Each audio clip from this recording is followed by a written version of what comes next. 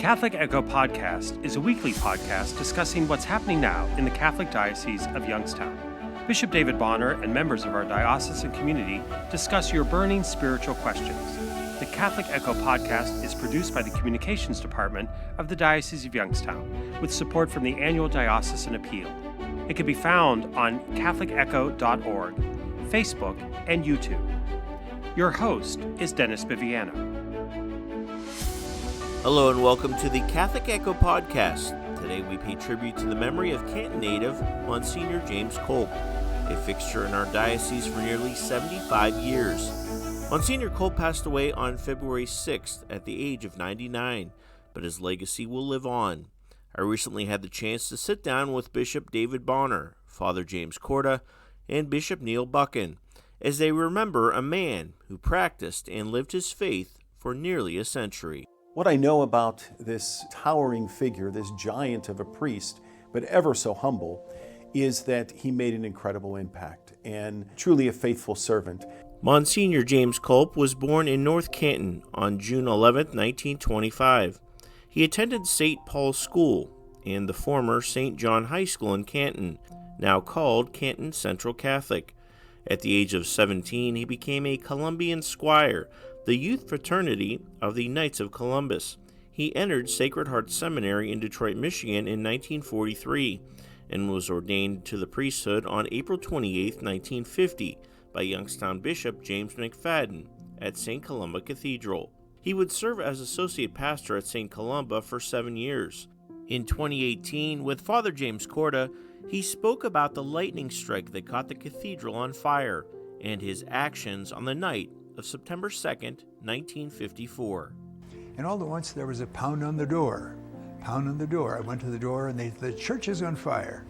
Well, so immediately, of course, I went to the telephone, called the fire department. We went to the altar to take out the Blessed Sacrament, and you could just hear the crackling in the roof. And so we took the Blessed Sacrament out, and we went over where the Sisters of St. Paul had their apartments there near their bookstore. In the years that followed, he was spiritual director and guidance counselor at Cardinal Mooney High School, and in 1963 was appointed to the Department of Theology at Ursuline High School. I was in 7th grade, Dennis. I can still remember Monsignor Kolp encouraging my dad, who was still in his 30s and having 7 kids, for sending his kids to Catholic schools and getting them involved with the scouting, with Catholic youth organization, the sports program. You know, he, of course, was very encouraging when I decided to enter the seminary. I know he was delighted, of course. Throughout the 1960s, he spent time as pastor at St. Philip Neri Parish in Dungannon, pastor at St. Bernadette Church in Majory, and pastor of St. James Church in Warren. In 1973, he was named pastor of St. Mary in Massillon, now Divine Mercy Parish, remaining there until his retirement on July 1, 2000. That same year, he was named Prelate of Honor with the distinction of Monsignor. Monsignor Kolp also taught at Walsh College, kept his membership position with the Knights of Columbus, various councils, and diocesan director of the Boy Scouts and Girl Scouts. 75 years as a priest is unprecedented. It's a long time. The breadth of his ministry speaks for itself. And then all of the things that he was involved with. He was extremely very supportive of Catholic television and radio, and so he was kind of an all-around priest. Really embraced the sacramental life of the church. One of the things that I said in the homily at his funeral mass was that when he arrives at the gates of heaven, there will probably be people waiting for him. And numbered among those people waiting for him were those that he had helped work out their salvation. I think what we're going to miss is the whole idea of presence. He was at every clergy event. Even in his later years, he continued to come to masses, to funerals, to meetings, ever so faithful. He truly will be missed, but his example will live on. Coming up, you'll hear my full interview with Bishop Neal Buckon, who was a close family friend of Monsignor Kolp. He was actually vested by Monsignor Kolp when he became a priest in the mid-90s. Much more when the Catholic Echo podcast returns. It's time for Patron Saints of the Diocese of Youngstown with your Bishop, David J. Bonner. St. Catherine of Siena was a mystic born in Siena, Italy in 1347.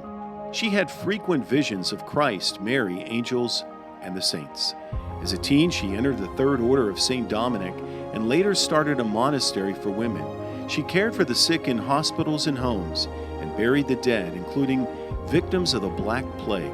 She corresponded with many leaders seeking reconciliation between warring parties, including a schism over the legitimate pope. Her letters and book, Dialogue of Divine Providence, led to her recognition as a doctor of the Church in 1970.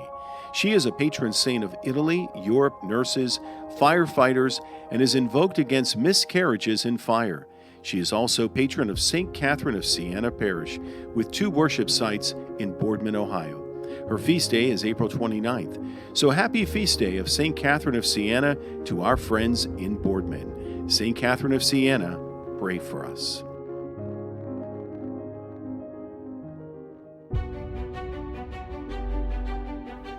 I recently had the opportunity to interview Bishop Neal Buckon. He's an Ohio native, U.S. Army officer, and currently the auxiliary bishop of the Archdiocese for the Military Services USA. He knew Monsignor James Kolp since he was a young child, and certainly an influence on his spiritual journey. Here's some of our conversation. Monsignor Kolp, he's not a blood relative to you, but you've known him since you were a child. That's correct, Dennis. Monsignor Kolp and I belong to the same extended family. So the Kolps were a family from Canton, Ohio. The Buckons were from Youngstown. And so my father's sister married Monsignor Kolp's brother. Jim would have been a part of his family even before I joined it. Mm-hmm. Do you have the earliest, most fond memory when you were a child of him? Well, I remember our Thanksgiving dinners. And so we always packed up and we would go to Youngstown or go to Canton for Thanksgiving. And Father Kolp, if he was available, he would come and join his brother and his brother's family for Thanksgiving. So there would be a priest in the house in clerical attire, wearing the Roman collar. As you got older and started discerning religious life, was he an influence in your spiritual journey, would you say? Oh, he certainly was. Yes, you could say that his presence, I went to Catholic schools, Catholic high school, Catholic college. First time I heard the call to priesthood was when I was a senior at John Carroll University. But I had known Monsignor Kolp years before that. And so I would have to say he was probably one of those shining examples of priests and religious that influenced my discernment. And, he, of course, was very encouraging when I decided to enter the seminary. But, I entered the seminary late, Jim. I entered when I was 35 years old. So I was a middle-aged man when I entered the seminary. But Monsignor Kolp was very encouraging at the time. I know he was delighted, of course. When I was being ordained a priest for the Diocese of Cleveland, and also for the Archdiocese for the Military Services, I asked him to vest me with the chasuble and stole during the rite of ordination at St. John the Evangelist Cathedral on the 27th of May, 1995. So Monsignor Kolp, of course, accepted, and he shared in the joy of the day when I was ordained a priest. Would you say outside of being a priest with the Boy Scouts and the Knights of Columbus, his time as an author, would you say some of those are some of his most proud accomplishments? Oh, for sure. So I remember Monsignor Kolp coming to visit me in Heidelberg, Germany, at the United States Army Garrison. He also came to visit me when I was a bishop out here in San Diego County. When he came to Heidelberg, Germany, he came at Thanksgiving, and I said to him, Jim, listen, I'll be the celebrant for the Mass, but would you be the homilist? Would you preach? And so he preached a homily on Thanksgiving Day at the Army's little community there at Patrick Henry Village in Heidelberg. And after Mass, an Army colonel came up to him and said, Father Jim, what are you doing here? And it was like, holy smokes, how do you know an Army colonel all the way over here in Germany? And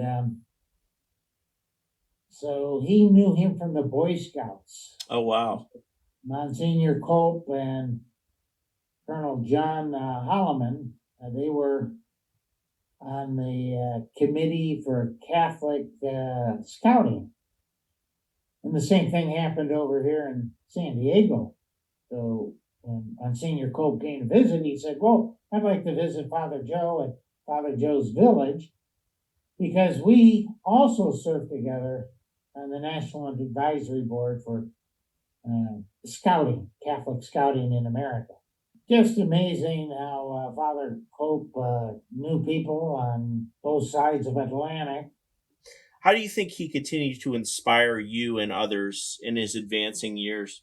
Well, he was somebody who just knew people and was so humble and not assuming, and he just enjoyed meeting people and speaking with them and being active in the ministry. So he would drive down to Florida, but on the way he would stop off at the Eternal Word television network, and he would celebrate the Mass on EWTN. And I would always get an email from somebody saying, oh, I saw Monsignor Kolp on EWTN. So I'd have to give Monsignor Kolp a call and ask him what he was doing. So of course, when you think of 75 years, I mean, that's just truly remarkable. We're never going to see something like that ever again. What can younger priests, deacons, even, the congregation take away from his life? Well, I would have to say Monsignor Kolp was a pastor who really embraced the sacramental life of the church. One of the things that I said in the homily at his funeral Mass was that when he arrives at the gates of heaven, there will probably be people waiting for him. And numbered among those people waiting for him were those that he had helped work out their salvation. Maybe in the baptismal font at St. Mary's or at the communion rail, and certainly in the confessional. This holy priest helped people work out their salvation. God is calling everybody closer to himself, and people want to answer, but the Catholic priests and the deacons are so critical for people to answer God's call. And they find themselves answering God's call and getting closer to God through the sacramental life of the church. And of course, it's our priests and our deacons that make the presence of Jesus known in the sacramental life. Bishop Neal Buckon, so great to speak with you, and thank you so much for your time. Oh, you're welcome, Dennis. Thank you for having me on your program, and Monsignor Kolp will be remembered as an example for all the clergy and for all the faithful Catholics in the Diocese of Youngstown and beyond. Thank you very much for listening to the Catholic Echo podcast. Make sure to check us out weekly on catholicecho.org or on your favorite podcasting platform. I'm Dennis Biviano, your host. Farewell, and may God bless you. The Catholic Echo podcast is a production of the Roman Catholic Diocese of Youngstown. Your host has been Dennis Biviano. Have a blessed day. and may God be with you.